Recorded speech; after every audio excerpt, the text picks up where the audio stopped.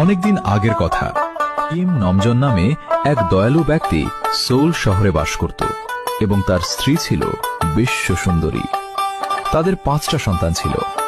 প্রথম সন্তান, যার নাম ছিল হাবি, সে সবসময় খুব হাসি খুশি থাকে। দ্বিতীয় বাচ্চাটার নাম ছিল বিল্লু।